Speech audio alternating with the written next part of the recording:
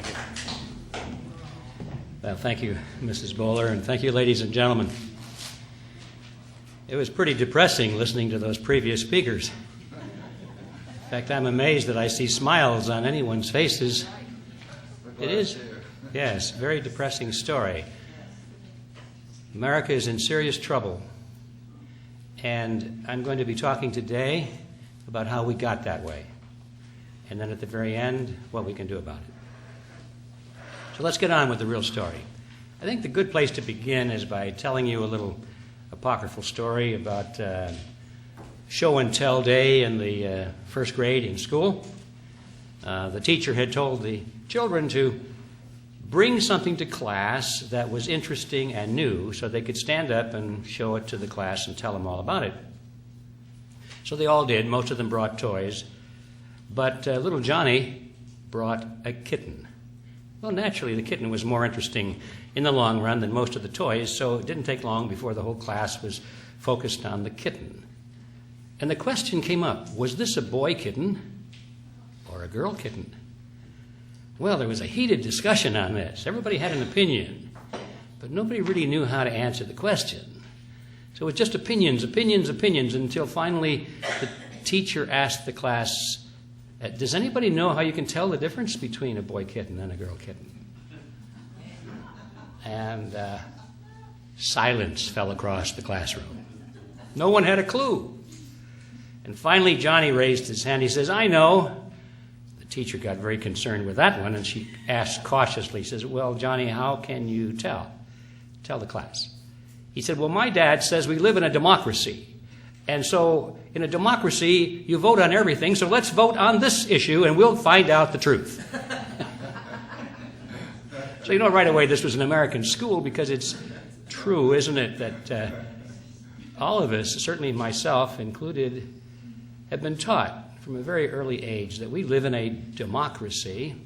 It's one of those words that we need to get very serious about defining, but we get this general impression that democracy means a majority rule. And that's wonderful. So the majority should decide everything. And the more serious the issue, then the more need there is to have the majority, express its view. Well, the purpose of my presentation is a little bit upstream. I'm going to be saying, basically, that this, although it's a cherished American concept, it's a very dangerous one. If you don't think it through and don't put limitations on it, it's a very dangerous concept. And as a matter of fact, it is the concept that is being used against the American people and people all over the world to their own detriment, to put them, in fact, into a condition of bondage, a condition in which they elect their own dictators and feel happy about it because they did it to themselves. That's what I'm going to be talking about. Now, as you probably know, the title of this presentation is called the Quigley Formula. So let's take a look at that. What is this thing, the Quigley Formula? And the first step is to answer the question, who is this man Quigley? Now, I say this man Quigley because the name is Kerъл Kуигли, and sometimes people think that's a woman. Well, it's not. It's Kerъл Kуигли that we're talking about, he's deceased now, but he was a very well-known professor of history who taught at Georgetown University. And while he was there, he had a very famous student by the name of William Clinton. And Clinton studied under Quigley and became a favored student and spent some personal time with him and admired Quigley. 27 years later, when this student was given the nomination for President of the United States, in his acceptance speech, he mentioned Professor Kerъл Kуигли in his speech and paid homage to him.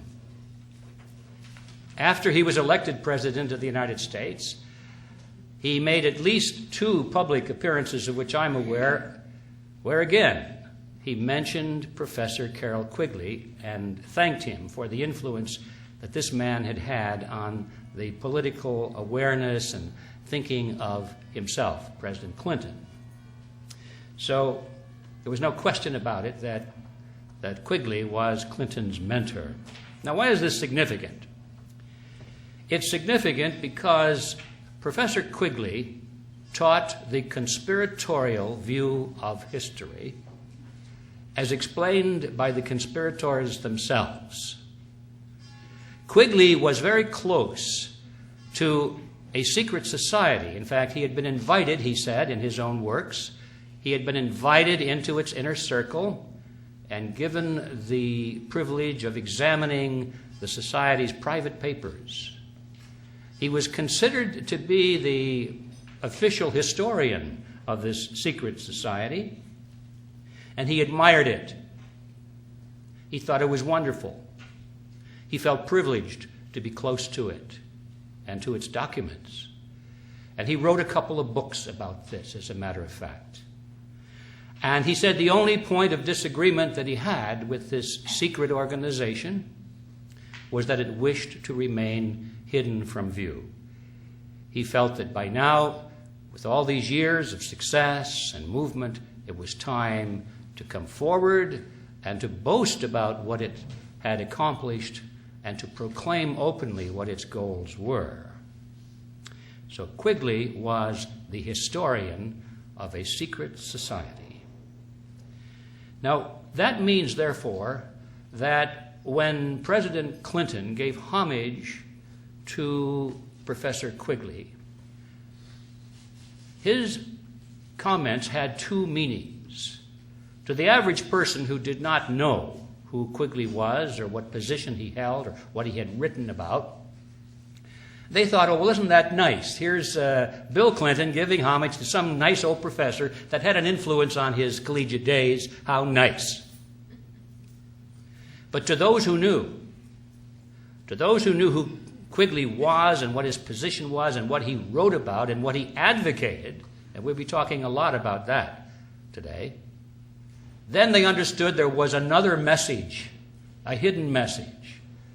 Clinton was saying he knew about this conspiracy, and he was now in its service. That was a signal to everyone around the world who understood what the real meaning was. They knew that Clinton now was in the service of this secret society that we'll be talking about today. Now, I've mentioned the word conspiracy before. I'll probably be using it again several times today, and that causes some concern for a lot of people because it's kind of a knee-jerk reaction for people to say, oh, you believe in conspiracy? What are you, a conspiracy theorist of some kind?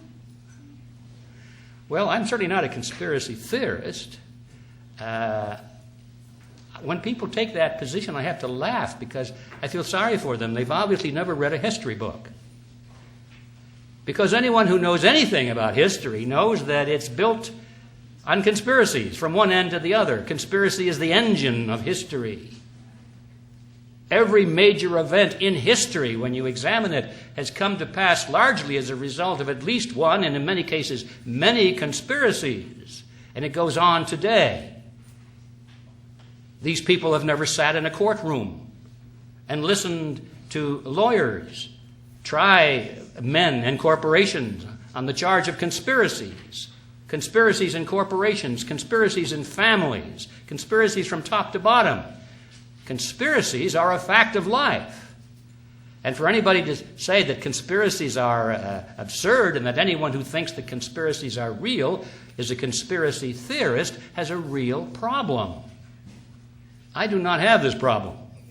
I know the conspiracies are real, and we'll be talking about a very real conspiracy today, and we'll document it with the words of the people themselves who are involved in it, and they're very proud of it. So, but let's not drop the word with that. What is a conspiracy? The dictionary defines conspiracies generally as having three components. If you have these three components, then you're dealing with a conspiracy. First, it has to involve two or more people. Secondly, it has to use tactics that are either immoral or at least coercion. And thirdly, the objective of these tactics has to be illegal or immoral. All right, that's generally the definition of a conspiracy. So let's take a look before we get into the details of the conspiracy we'll be talking about today, and just look at the surface. First of all, will there be two or more people involved? And you bet there are many people involved. Certainly not the masses, but a lot more than two. So we can check that one off. The second part is, do they use deception or coercion? And yes, indeed, they boast about it, as a matter of fact, saying that the masses are so stupid that you have to fool them for their own good. And you have to pass laws to use coercion in order to force people to do what they want. So yes, you can check that one off. They do use deception and coercion. But now we come to the third issue. Is the objective illegal or immoral? Well, it's certainly not illegal in most cases, because we'll find out in a moment, as you folks already know, these are the people that make the laws. So what they're doing is entirely legal because they made it legal. They hold the powers of political power, legislative power, executive power, judicial power. And so what they're doing is not illegal. If they're going to merge, let's say, merge the United States, or let's say get rid of the United States and merge what is left of it with Mexico and Canada in a North American Union, for example, of just one of many things we could talk about, it will be done entirely legally. It will be done with no objection from Congress. The courts will uphold it. And they'll figure out all kinds of ways to justify it as a legal move. So it's not illegal in most cases, although sometimes they do resort to illegal measures, but that's very rare. That leaves finally the last issue. Is it immoral or unethical? Now, in the minds of these people, it is the highest morality. They think that their goal is the highest morality possible. They are working towards what they fondly call the New World Order. In their minds, that is the ultimate morality. And it's people like you and me who are the immoral ones, the idiots that think that national sovereignty has some kind of value in this modern world. We are the ones standing in the way of progress. We are the ones standing in the way of the happiness of mankind. We are the ones that are for all kinds of injustice. We are the ones that are immoral, you see. So in their minds, they're very moral in everything they do. And the end justifies the means. If they have to sacrifice individuals or minorities or large numbers of people to achieve this wonderful goal, it's an act of honor. It's an act of high ethics. So in their mind, they are not conspirators, because we fail to have all three of these elements. They are not conspirators in their mind. But now in the minds of the rest of us who have to live in this order that they are forcing upon us through coercion and deception, I think we have every reason to consider that the objective is unethical and is immoral and is disastrous to the American people and to people everywhere in the world. So I think for us to use the word conspiracy is entirely justified. Now, having gotten that out of the way, let's get down to the substance of what this conspiracy really is. Professor Quigley described this conspiracy in two books. One is called Tragedy and Hope, and the other is The Anglo-American Establishment. Tragedy and Hope in particular is a very thick book. They're both history books. They're written by a history professor. They're both pretty dry. They're hard to read. You get a lot of dull, factual information, names, dates, places, events, and so forth, and it's easy to go to sleep reading these books. But then all of a sudden, you'll come across a paragraph or a sentence that'll just blow your socks off. And you'll go back and say, did he really say that? And indeed he did. Remember, he's the historian of this group. These books were not written for mass consumption. They were written primarily for academia and for people who were involved in this conspiracy at one level or another, who were curious to know about its origins, about its history, and about the extent of its operations in the world today. It was written for that very select group, and it was only accidental that people like myself and some others got hold of copies of it and began to talk about it, and the word got out, and first thing you know, a lot of people who weren't intended to read it started to read it and become alarmed about it, and so the publisher, which was Macmillan and Company, pulled it. They said, no, we're not going to reprint this book anymore. Professor Quigley himself, by the way, was very irate at that. He started a lawsuit, as a matter of fact, against Macmillan, but this is another story. There was at least one publisher in California that started to pirate the copies. He made a beautiful replica of it. You could hardly tell the difference between the original and this. He sold thousands and thousands of copies, and it was embarrassing for Macmillan to say, well, we've got to stop him from doing that, because they were at the same time saying there's no market for it. And so Macmillan finally relented and put the book back into print. Well, anyway, you can buy a copy of it today, either the pirated version, which I think is more valuable because it's more limited edition, or you can buy the original thing from Macmillan. That's another side issue. The important question here is, what did these books say? I'm going to give you an overview of my summary of it, and then I'm going to come back and give you excerpts from the books themselves to illustrate that my summary is accurate. Otherwise, you may wonder, Quigley didn't really say those things. But here's my summary so you can get the whole picture first, and then we'll look at the details. Quigley said that at the end of the 19th century, a secret society was formed in England by Cecil Rhodes. Now, as many people know, Cecil Rhodes was one of the wealthiest men of history, of all time. He was the Chancellor of South Africa. He had acquired possession of almost all of the gold mines and diamond mines in South Africa, had used this tremendous access to the natural resources of that country primarily for his own personal use. Very wealthy person. What we don't know generally is how he used that money. Most people think that, well, it probably went to his heirs. It did not. Cecil Rhodes created 7 wills and very specifically instructed his executors of how to dispose of and use this great wealth. And he said it should be used for the purpose of creating a secret society. And that's how it was, and still is, by the way, being used. Now, one of the wills created the Rhodes Scholarship. We all heard about that.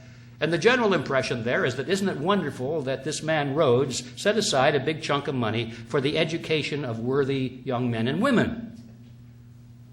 Well, that's kind of a surface view. He did set aside a big chunk of money for the education of worthy young men and women, but the definition of worthy meant that they had to have a certain worldview.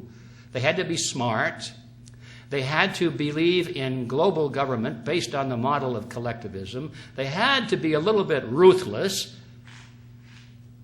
And they had to be capable of being enlisted into the secret society.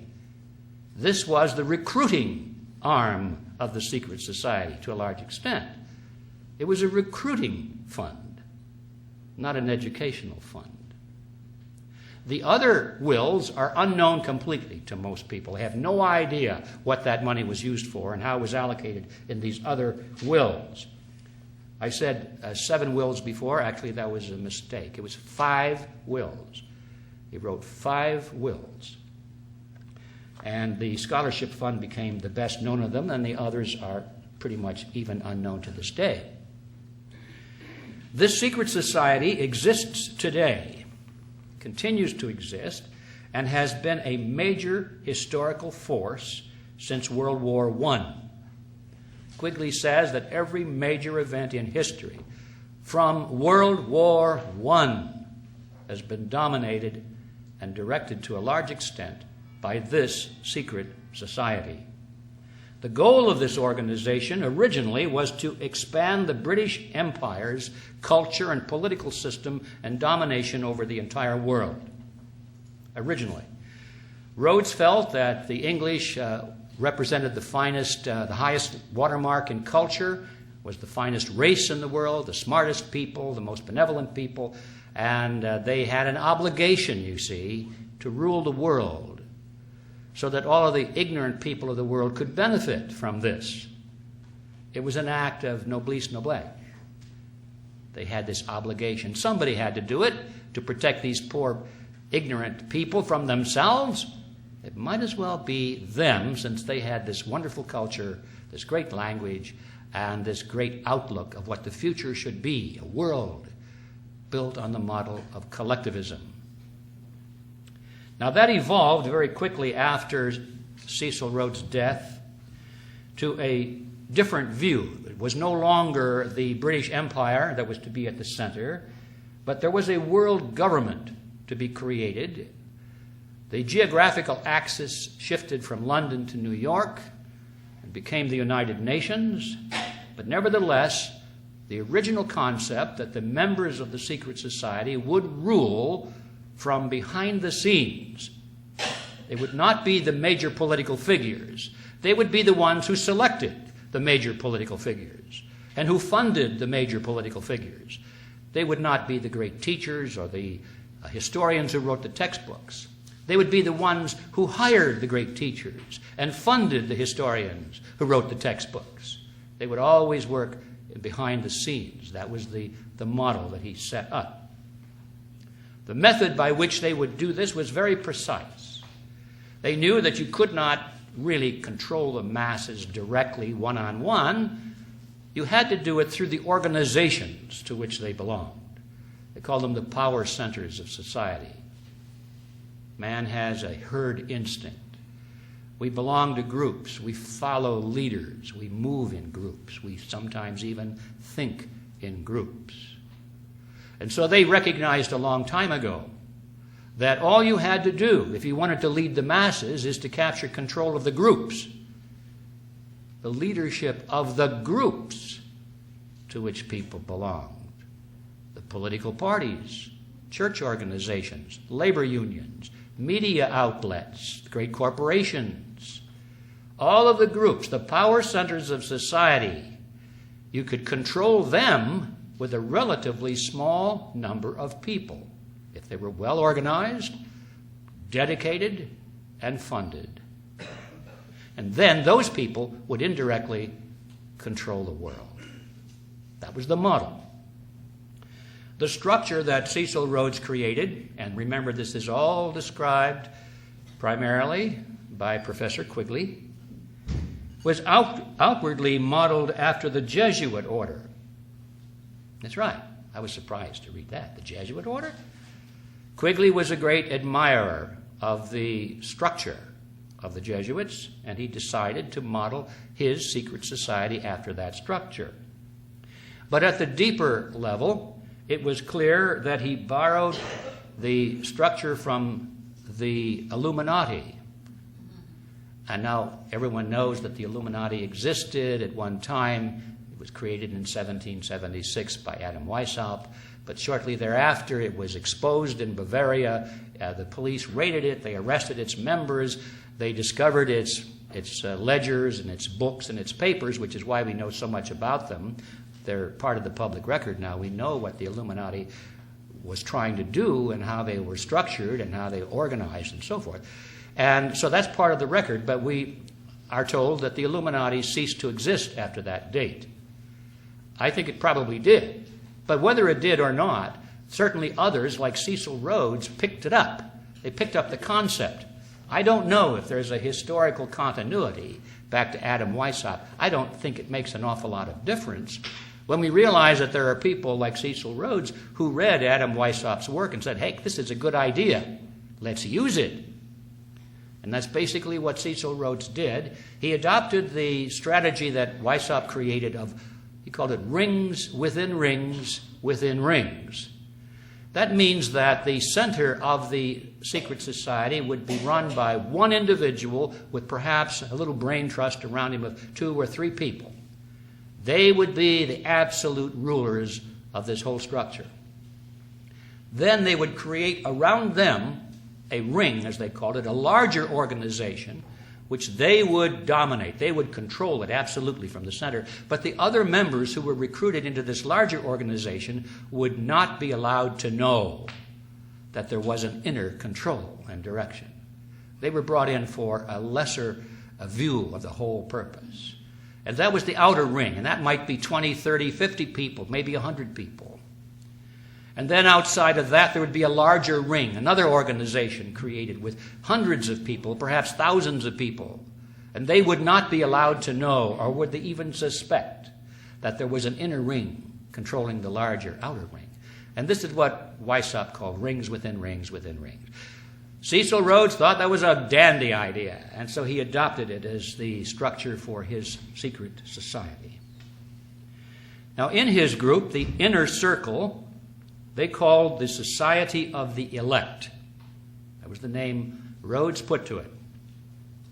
It originally consisted of Cecil Rhodes and a brain trust from British banking and politics.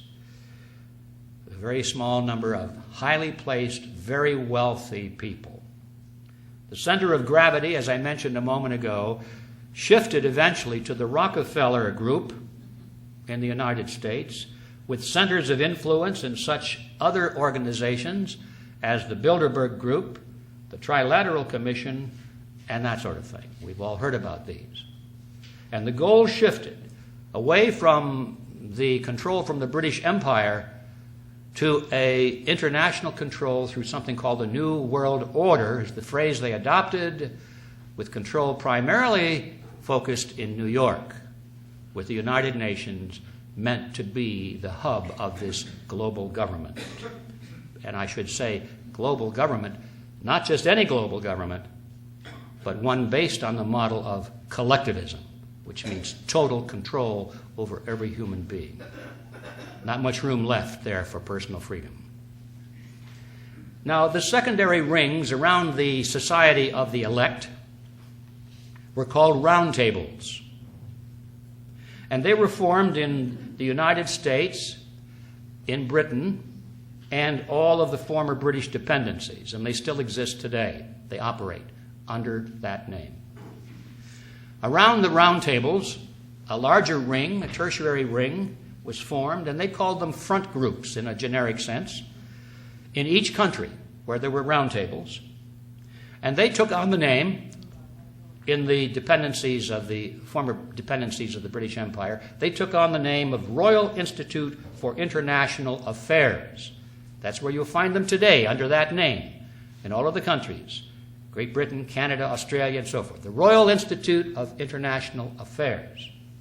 But in the United States, the word royal didn't go over too well, and so they changed it completely, and they called it the Council on Foreign Relations. But it has exactly the same relationship to the roundtables, which is surrounding the Society of the Elect, which is the secret society that still functions today, was created by Cecil Rhodes.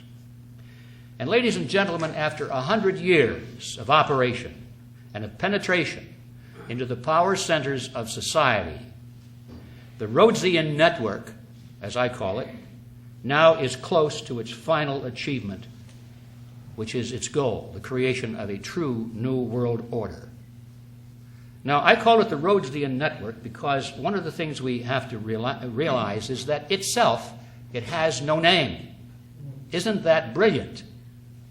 Quigley, when he writes about it, doesn't know whether to call it the group or the network or the Rhodes group. He calls it all these different things. And you see, they carefully and consciously decided not to have an official name. Well, if you don't have a name, it's pretty hard to talk about a structure like that. So that was one of the very smart moves they made. Did not have an official name. I have given it a name, so I can talk about it. I call it the Rhodesian group or the Rhodesian network, the Rhodesians. I hope it sticks, because that's exactly what they are. Now, I said that this group is dominant now, is coming close to fruition of its ultimate goal in the Western world. I very carefully said the Western world because I wanted to differentiate between what's going on in the Western world and what's going on in the rest of the world. We tend to think, as we look at this group, that this is the totality of our problem in the world today, and it is not. there is at least one other group very similar to the Rhodesians. They too decided that having a name was a bad idea, and not too long ago they got rid of their name. We used to call them communists. Well, they said, we don't want that name. Nobody likes that name. Let's get rid of it. And so they're no longer communists. They went through this great charade of getting rid of the communist empire. All they did was change their names, ladies and gentlemen. They don't really have a name anymore. They took this hat that said communist on the front of it, and they turn it around, and the other side it said social democrat. Now that's different, isn't it? Social democrat. But you notice the heads under the hat were the same. They didn't change the heads, unless they died off. But most of the old commissars are now entrepreneurs, and they're still running the country, and they still believe in collectivism, and they still are the enemies of freedom. And they still operate a military that it could potentially be a very big threat someday. They still operate a secret service. The former KGB has changed its name, but it's bigger and more powerful than ever before. And they're still dominant in a huge part of the world. We must not forget that they live, and they're there, and they're very similar to the Rhodesians. As a matter of fact, their ultimate goal of world government based on the model of collectivism is exactly the same. There is no difference between the ultimate goals of these two groups. The only difference is that they compete with each other for dominance in this new world order. They'll fight tooth and nail for territory and dominance and control, but their goal is exactly the same. And I just want to footnote that into my comments today because it's extremely important that we don't think that just because we have this problem with the Rhodesians, that anybody out there who condemns the Rhodesians for their faults are good guys. I mean, we don't want to run to the Leninists now and say, well, because they're opposed to the Rhodesians, the Leninists have got to be good. No. It's going from, the pot into the fire, frying pan into the fire. They're both exactly the same. All right. Now, that is my summary of what Quigley said and others. Let's go now to the actual documents and see if perhaps I distorted or exaggerated in some way. Let's go to Tragedy and Hope, Quigley's mammoth book. And this is what he said. He said, I know of the operation of this network because I have studied it for 20 years and was permitted for 2 years during the 1960s to examine its papers and secret records. I have no aversion to it or to most of its aims, and have for much of my life been close to it, and to many of its instruments. In general, my chief difference of opinion is that it wishes to remain unknown. So there's Quigley's appraisal of this secret society, and he likes it a lot. In his other book, The Anglo-American Establishment, this is what he said. The Rhodes Scholarship, established by the terms of Cecil Rhodes' seventh will, we're back to 7 again. I've got to get my numbers right. 7th will. The Rhodes Scholarship, established by the terms of Cecil Rhodes' 7th will, are known to everyone. What is not so widely known is that Rhodes, in 5 previous wills, left his fortune to form a secret society which was to devote itself to the preservation and expansion of the British Empire. And what does not seem to be known to anyone is that this secret society continues to exist to this day. To be sure, it is not a childish thing like the Ku Klux Klan, and it does not have any secret robes, secret hand clasps, or secret passwords. It doesn't need any of these things, since its members know each other intimately. It probably has no oaths of secrecy, nor any formal procedure of initiation. It does, however, exist, and it holds secret meetings. This group is, as I shall show, one of the most important historical facts of the 20th century. Now, when he says secret meetings, I want you just to think in terms of the Bilderberg meetings. There's nothing more secret than that. This is what he's talking about. And the countries that dominate the central banks, they have the G5 or the G7 they meet. That's very secret. Trilateral Commission meetings are secret. That's what he's talking about. Now, one of the original leaders of this organization was William Stead. And he wrote a book called The Last Will and Testament of Cecil Rhodes. He was well positioned to write that book because he was the executor of Cecil Rhodes' estate. Okay, so this guy knows what he's talking about. In this book, Stead wrote this. He said, Mr. Rhodes was more than the founder of a dynasty. He aspired to be the creator of one of the vast semi-religious quasi-political associations which, like the Society of Jesus, have played so large a part in the history of the world. To be more strictly accurate, he wished to found an order as the instrument of the will of the dynasty. An order, like a religious order, or like a chivalric order. That was the intensity of the loyalty and commitment that Cecil Rhodes envisioned and acquired. Cecil Rhodes left some handwritten manuscripts upon his death, and they weren't published until quite a bit later.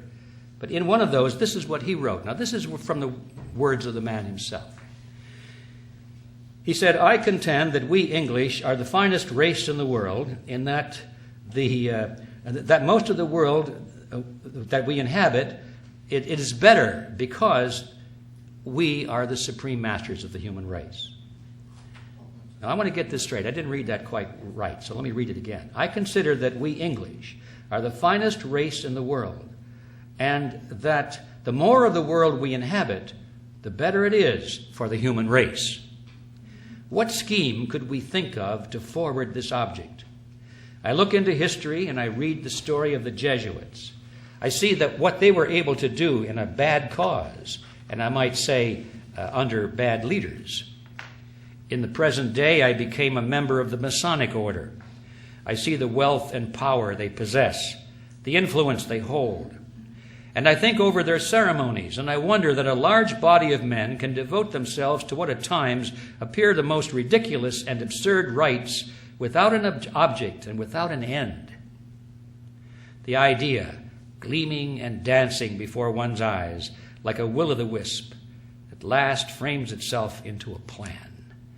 Why should we not form a secret society with but one object, the furtherance of the British Empire, and the bringing of the whole uncivilized world under British rule?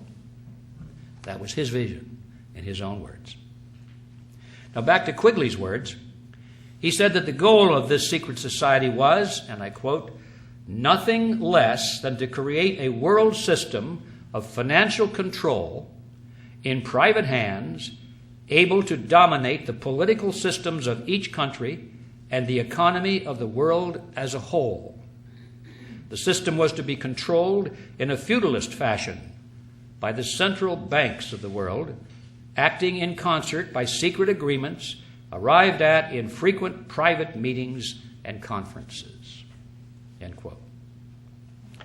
On page 4 of the Anglo-American Establishment, Quigley says this: this organization has been able to conceal its existence quite successfully, and many of its most influential members, satisfied to possess the reality rather than the appearance of power, are unknown even to close students of British history, partly because of the deliberate policy of secrecy which this group has adopted, and partly because the group itself is not closely integrated, but rather appears as a series of overlapping circles or rings, partly concealed by being hidden behind formally organized groups of no obvious political significance. Now, regarding the conspiratorial structure of this group, Quigley tells us this. He says, in the secret society, Rhodes was to be leader. Stead, he's the guy that wrote the book on the wills. Stead, Brett, Lord Esher, and Milner were to form an executive committee called the Society of the Elect. Arthur, Lord Balfour, Sir Harry Johnston, Lord Rothschild, Albert, Lord Grey, and the others were listed as potential members of a circle of initiates, while there was to be an outer circle known as the Association of Helpers, later organized by Milner as the Round Table Organization. After the death of Cecil Rhodes, the organization fell under the control of Lord Alfred Milner, who recruited young men from the upper class of society to become part of the Association of Helpers. All right, a lot of words in there, but what that boils down to is this. These young men that were recruited were unofficially referred to at that time by this group as Milner's kindergarten. They were college graduates. They came out of the finest universities in England, and they went into top positions in government and elsewhere. But they called them Milner's kindergarten nevertheless. These were the men who were placed into the power centers of British society. Eventually, they became the round tables in all of these countries, which were the inner rings of the larger front groups. Milner's kindergarten became the round tables. Now, we must remember that the purpose of a secret society is deceit. They have to have secrets, don't they? They're not going to reveal their secrets. Otherwise, you don't need a secret society. You can just do everything out in the open. So if you have to guard secrets and people ask you to explain what it is you're doing, you cannot say, well, we're doing this, this, and this. You have to lie about it. That's just logic. And so we find a lot of this going on. The members of this secret organization lie. They lie through their teeth, and they think it's an honorable thing to do because they're preserving the secret. It's not a lie to them. It's just a necessary public relations gesture. And, you find this throughout, but there's a classic example I would like to share with you. One of the most, or the better known of these people, one of the more prominent members of Milner's kindergarten, which we discussed a moment ago, his name was Arnold Toynbee. Now, he's a very famous historian, isn't he? Everybody's heard of Arnold Toynbee. A renowned historian, he was professor at the London School of Economics, where they teach collectivism, global government. He was the director of studies at the Royal Institute of International Affairs, which was a front group for the Round Table. He was a British intelligence agent and the author of a 12-volume work called A Study of History, which extols the virtue of world government based on the model of collectivism. And in November 1931, in that issue of the International Affairs publication, which was the official publication of this front group, this round table, which was to be read primarily only by its members. It wasn't to be read by people like us, where they can lower their guard and speak the truth, not expecting anybody to really catch it. This is what he said. Toynbee said, "I will hereby repeat that we are at present working discreetly, but with all of our might, to wrest this mysterious political force called sovereignty out of the clutches of the local national states of our world. And all the time we are denying with our lips what we are doing with our hands." Good for us. See, this is what you would expect from a secret society. It should not be a shock to anybody. But I put it in because some people still find it hard to believe that their politicians or anybody in prominence would not tell the truth. Now, world government doesn't just happen by writing articles or books. It happens only when people come into control of the power centers of society and drive society into world government. And Quigley explains how this came about. He said, and I quote, "Through Lord Milner's influence, these men were able to win influential posts in government, in international finance, and become the dominant influence in British imperial affairs and foreign affairs up to 1939. In 1909 through 1913, they organized semi-secret groups known as Round Table groups in the chief British dependencies and in the United States. These still function in 8 countries. The task was given to Lionel Curtis, who established in England and each dominion a front organization to the existing local Round Table group. This front organization, called the Royal Institute of International Affairs, had as its nucleus in each area the existing submerged Round Table group. In New York, it was known as the Council on Foreign Relations and was a front for J.P. Morgan and Company." I hope you were awake and heard all of that. Because what we just learned from Quigley himself, we come to the ubiquitous Council on Foreign Relations, which was mentioned by several of your speakers earlier today, and who those people are and what influence they have. Where did this organization come from? Now we know.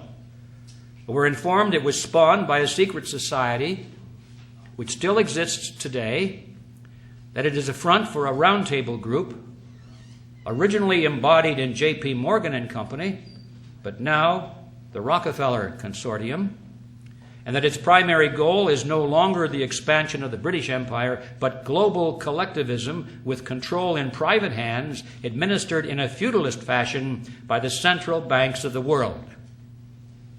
Now, ladies and gentlemen, these are their words, not mine. Now, why is this important? It's important because the members of the Council on Foreign Relations are the rulers of America. Who are they? Well, once in a while their name pops into the news, but very seldom you get them all together. I'm going to take a few moments. This might be boring, but I think for the record, everyone needs to be familiar with the names, some of the prominent names, who are members of this outer ring of a secret society. Let's start with the presidents of the United States. Herbert Hoover, Dwight Eisenhower, Richard Nixon, Gerald Ford, James Carter, George Bush Sr., and William Clinton. JFK once said that he was a member of the CFR, but nowhere can you find him on the membership rolls. So I guess he was a wannabe, but didn't quite make it in. But he actually said that he thought he was a member. And of course, the presidential candidates, John Kerry and Vice President Richard Cheney, are members of the CFR. Secretaries of State. This is a very important position for this group because it's even more important than the president. The president can be controlled by the Secretary of State, Secretary of Defense, and all of his cabinet members who are pretty much appointed for him. You know, he doesn't appoint, presidents don't appoint their cabinet members from their own private telephone directory, you know. They're not even in their book. They're told who to appoint. Anyway, here are the Secretaries of State, perhaps the most important position in the United States government as far as the CFR is concerned. Dean Rusk, Robert Lansing, Frank Kellogg, Henry Stimson, Cordell Hull, E.R. Stettinius, George Marshall, Dean Acheson, John Foster Dulles, Christian Herter, Dean Rusk, William Rogers, Henry Kissinger, Cyrus Vance, Edmund Muskie, Alexander Haig, George Shultz, James Baker, Lawrence Eagleburger, Warren Christopher, William Richardson, Madeleine Albright, Colin Powell, and of course, Condoleezza Rice. Did we leave anybody out? I don't think so. Now, Secretaries of Defense, also very important. James Forrestal, George Marshall, Charles Wilson, Neil McElroy, Robert McNamara, Melvin Laird, Elliot Richardson, James Schlesinger, Harold Brown, Caspar Weinberger, Frank Colucci, Richard Cheney, Les Aspin, William Perry, William Cohen, and Donald Rumsfeld. Directors of the CIA, pretty important. Walter Smith, William Colby, Richard Helms, Alan Dulles, John McCone, James Schlesinger, George Bush Sr., Stansfield Turner, William Casey, William Webster, Robert Gates, James Woolsey, John Deutsch, William Studeman, George Tenet, Porter Goss, and Michael Hayden. Now, some better-known corporations with CFR members at the board of directors or chief executive levels, where they dominate these huge corporations. It's quite a list. I had to trim this down, believe it or not. Here are just a few. Atlantic Richfield Oil Company, AT&T, Avon Products, Bechtel Construction Group, Boeing Company, Bristol Myers Squibb, Chevron, Coca-Cola and Pepsi-Cola, Consolidated Edison of New York, Exxon, Dow Chemical, DuPont Chemical, Eastman Kodak, Enron, Estee Lauder, Ford Motor, General Electric, General Foods, Hewlett-Packard, Hughes Aircraft, IBM, International Paper, Johnson & Johnson, Levi Strauss & Company, Lockheed Aerospace, Lucent Technologies, Mobil Oil, Monsanto, Northrop, Pacific Gas and Electric, Phillips Petroleum, Procter & Gamble, Quaker Oats, SBC Yahoo, Shell Oil, SmithKline Beecham Pharmaceuticals, Sprint Corporation, Texaco, Santa Fe Southern Pacific Railroad, Teledyne, TRW, Southern California Edison, Unicol, United Technologies, Verizon Communications, Warner Lambert, Weyerhaeuser, and Xerox, to mention just a few. Now, in the media, also very important in controlling the thinking processes of the American people. We find CFR members in the management and operational positions at the Army Times, Associated Press, Association of American Publishers, Barron's, Boston Globe, Business Week, Christian Science Monitor, Dallas Morning News, Detroit Free Press, Detroit News, USA Today, Wall Street Journal, Los Angeles Times, New York Post, San Diego Union Tribune, Times Mirror, Random House, W.W. Norton and Company, Warner Books, American Spectator, Atlantic, Harper's Farm Journal, Financial World, Insight, Washington Times, Medical Tribune, National Geographic, National Review, New Republic, New Yorker, Newsday, Newsmax, Newsweek, Pittsburgh Post-Gazette, Reader's Digest, Rolling Stone, Scientific American, Times Warner, Time, U.S. News and World Report, Washington Post, ABC, CBS, CNN, NBC, PBS, RCA, the Walt Disney Company, and, of course, Rupert Murdoch. Media personalities, the talking heads, include David Brinkley, Tom Brokaw, William Buckley, Peter Jennings, Bill Moyers, Dan Rather, Diane Sawyer, Barbara Walters, Katie Couric, and Andrea Mitchell, who was the wife of Alan Greenspan, former chairman of the Federal Reserve System. Of course, Alan is a member of the Council on Foreign Relations. Labor unions and with CFR members in key positions include AFL-CIO, United Steelworkers of America, United Auto Workers, American Federation of Teachers, Bricklayers and Allied Craft, Communication Workers of America, Union of Needle Trades, and Amalgamated Clothing and Textile Workers. All the big ones. In the tax-exempt foundations and think tanks, the number of CFR members in controlling positions is 443. Some of the better-known names are the Sloan and Kettering Foundation, Aspen Institute, Atlantic Council, Bilderberg Group, Brookings Institute, Carnegie Endowment for International Peace, Carnegie Foundation, Ford Foundation, Guggenheim Foundation, Hudson Institute, John and Catherine MacArthur Foundation, Mellon Foundation, Rand Corporation, Rhodes Scholarship Selection Commission, Rockefeller Foundation, and Rockefeller Brothers Fund, the Trilateral Commission, and the UN Association. In the universities, the number of CFR members who are or have been professors, department chairmen, presidents, or board members is 563. My last count. Could be different today, probably more. In the financial institutions such as banks, the Federal Reserve, stock exchanges, and brokerage houses, the number of CFR members with controlling positions is 284. Now, ladies and gentlemen, that gives you an idea. We could go into other areas, but bear in mind that the total membership of this group is about 4,000 people. Now, there are a lot of churches in your hometown that have memberships equal to or larger than that. Wouldn't it be curious if you were to discover that the members of that one church held all of these positions in society? Wouldn't you be curious as to what's going on?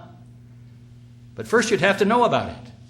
And how would you know about it if the channels of communication by which you might be informed of it are also controlled by these same people? You see the magnitude of the problem we face. I'd like to emphasize that the CFR is not the inner core of a secret society, but it's at least 2 rings out. Now, what does that mean? That means that most of those people in the CFR are not aware of the history I'm giving you today. They have no inkling of it. Probably if they did know it, they'd be impressed. They wouldn't be shocked because, boy, we're on the inside of a very powerful group. Most of these people, I think, look at this as sort of a high-powered ultimate employment agency. They know that if they're invited into this group, and you have to be invited, that they've got it made. Once your name is on that list, you never have to worry about a job again, because the New World Order people are constantly looking for reliable servants to their cause. And these people have been selected not because they're evil people at all, or because they've got the grand vision of global government, although some of them do, but most of them just go along with the idea. They're open to it. They like it. And so they're dependable. And that's how they get in. So these people are not, most of them, at the inner core of a secret society. They're just opportunists. Now, there are three things we have to understand about this group. First of all, they're not partisan. The names I read to you have nothing to do with Republicans versus Democrats. You find them equally located in both political parties. These people laugh at anyone who takes seriously a political party. They laugh at all of these people campaigning out there for Republicans or Democrats. This has nothing to do with that. Secondly, they are elitists. They intend to rule for our own good, of course. And thirdly, the method by which they intend to rule is called democracy. We're back to that word. Democracy. They want democracy. Now that presents a problem. How is it possible for these people to rule mankind absolutely and still allow democracy, where people vote and determine things through the ballot box? There's no problem with that in their book. All they have to do, they say, is just control the elections. Allow people to vote so long as they don't vote for anything significant. We'll make all the important decisions and let them vote for the unimportant things so they get the sensation of participating in their own political destiny. They'll be happy. Just keep them out of the way. Let them have their fun and games. Let them have their bumper stickers and their straw hats. Let them go to the conventions and let them fight with each other out there. Candidate against candidate, but we own them all, so what difference does it make? You see? You're getting the picture. Now, Quigley himself described this in very approving terms. He likes that idea. In his book, this is what he says. This is in, I've forgotten which book it is now, but it's right. Let's see, it's probably the big thick one. Here's what he said. The national parties and their presidential candidates, with the Eastern establishment assiduously fostering the process behind the scenes, moved closer together and nearly met in the center with almost identical candidates and platforms. Although the process was concealed as much as possible by the revival of obsolescent or meaningless war cries and slogans, often going back to the Civil War. The argument that the two parties should represent opposed ideals and policies, one perhaps of the right and the other of the left, is a foolish idea, acceptable only to the doctrinaire and academic thinkers. Instead, the two parties should be almost identical, so that the American people can throw the rascals out at any election without leading to any profound or extreme shifts in policy.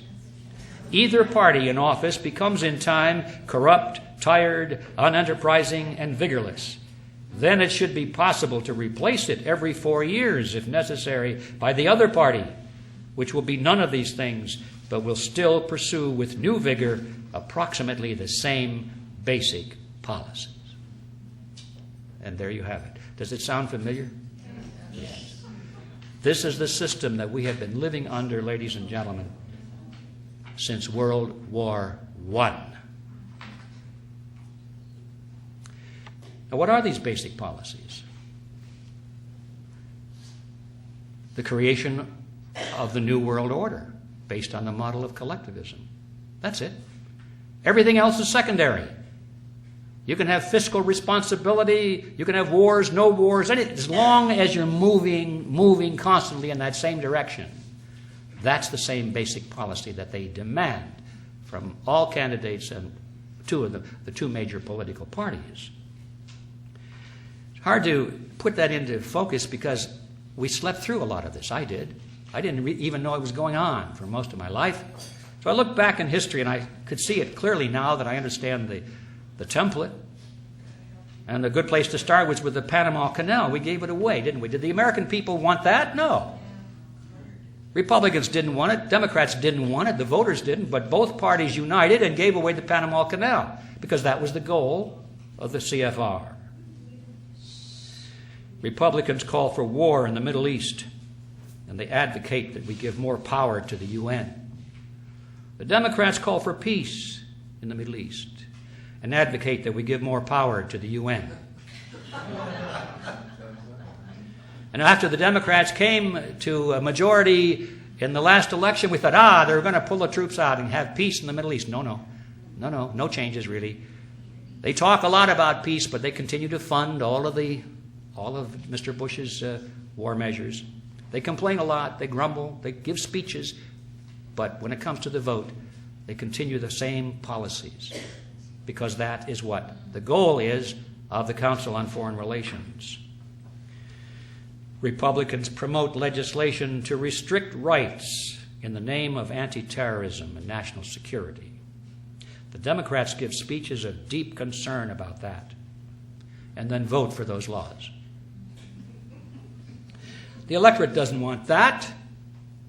Republicans or Democrats, voters, they don't want that, but that is the goal of the Council on Foreign Relations. As a matter of fact, almost all of this legislation was written by members of the Council on Foreign Relations long before 9/11. They were just waiting for an excuse to put it into effect. Democrats promote legislation to restrict freedom in the name of stopping global warming. Republicans object and say that's not based on scientific fact, and then they vote for those laws.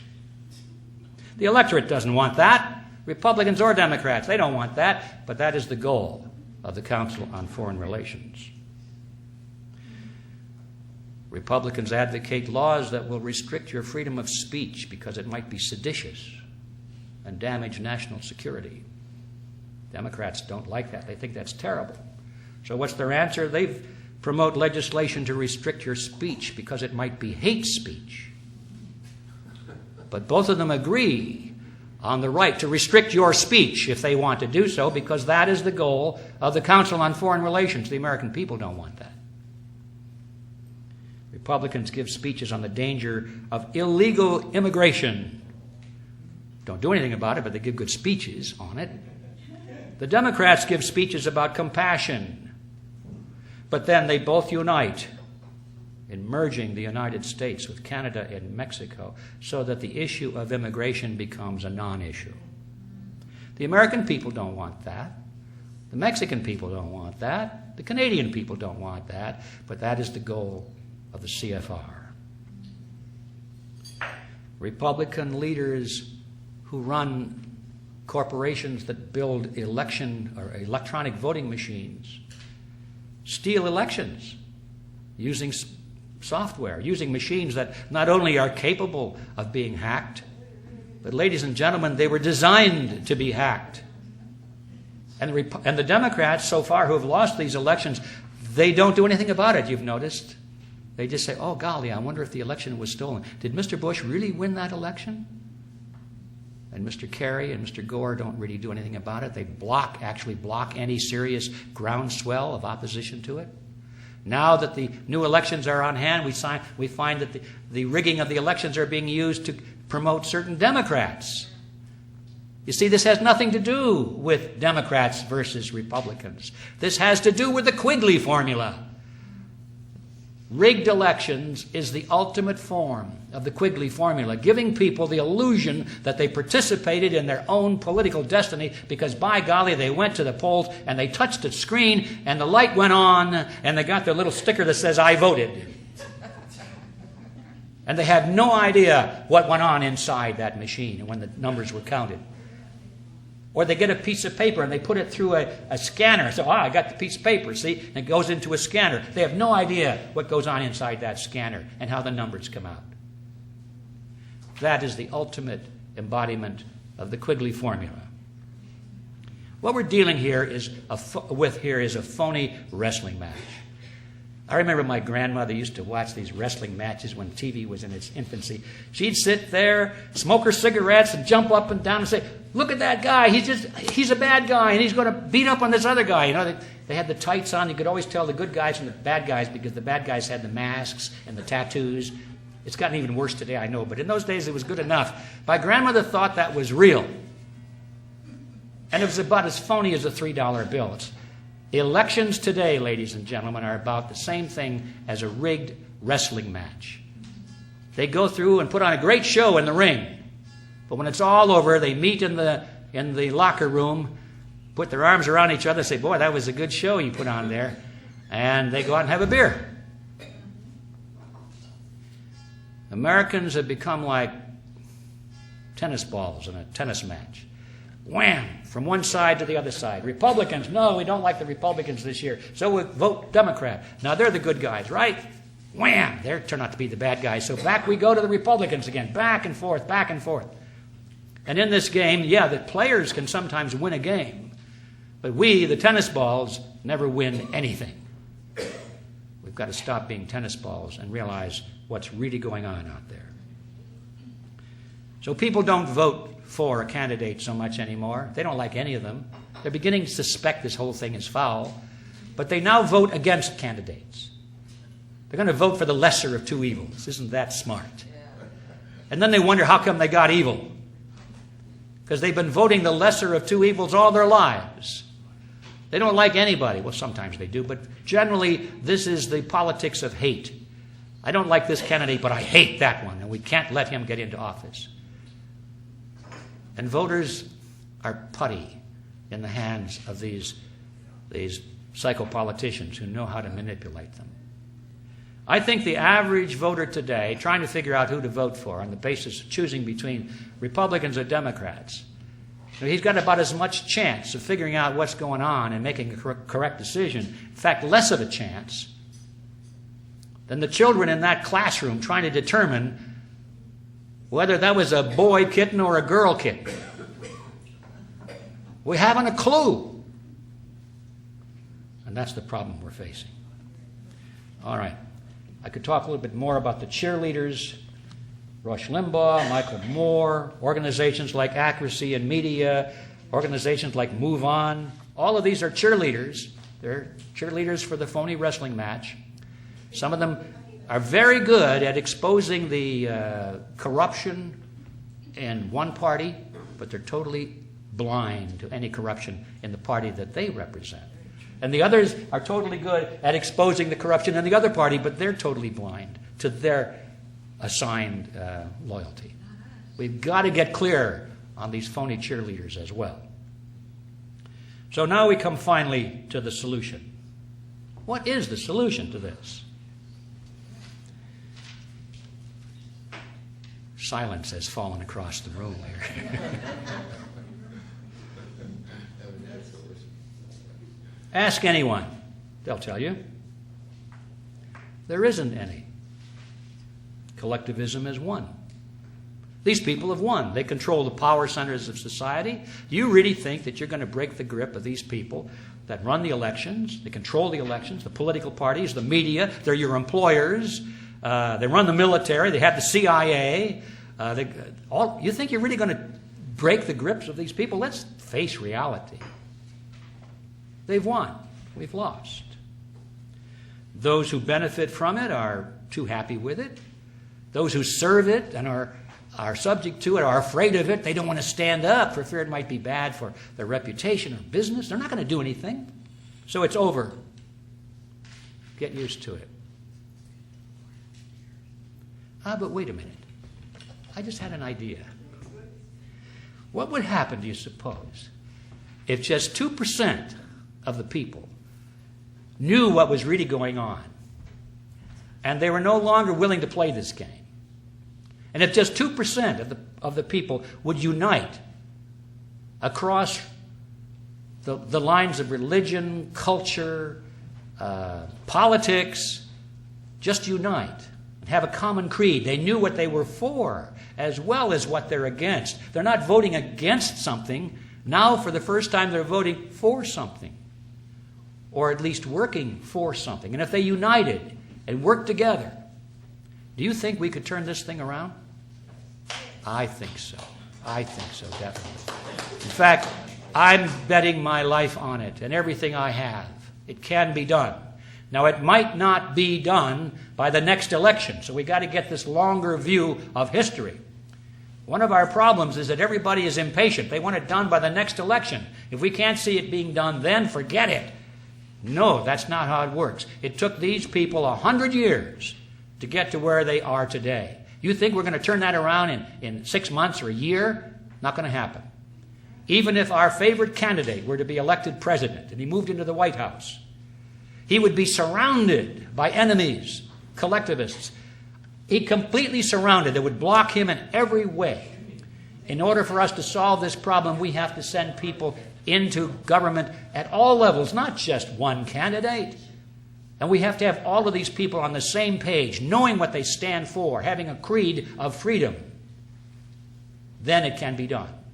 And that's the reason that we created Freedom Force International a few years ago. And I'm here to tell you it's going like wildfire. We now have members, as of we speak, in 55 different countries. I never thought that would happen, but I knew it had to happen. And it's growing. People who are dedicated to recapture control of the power centers of society. Take our systems back just the way we lost them, one by one. It can be done that way. And if anybody has any interest in joining us in that endeavor, you have a piece of paper in front of you. Just let me know your name and your email address, and I'll see that you get more information. Now, to close this off, it's pretty hard. We covered some real heavy stuff here. How do you close it off on a light note? Excuse me, how much time more? This is about it. I'm closing now. No, less than that. How do you close this off on a light note? So to do that, I'd like to go back to that classroom where the kitten was being looked at so carefully. And it reminded me of my Aunt Alice. My Aunt Alice was a wonderful woman. She raised me. She was sort of my surrogate father and mother. She was an old maid school teacher, aunt. Everyone loved her. And she was a very wise lady and a wonderful lady. But one of the things that she did that always amazed everyone is that she could look at a young kitten and tell you whether it was going to grow up and be a male tomcat or a female cat. She could always do that. And everybody would say, Aunt Alice, how do you do that? And she'd laugh and say, well, you just can do it. Many years later, she finally confided to me her secret. I call it the Aunt Alice formula. She said, Edward, it's very simple.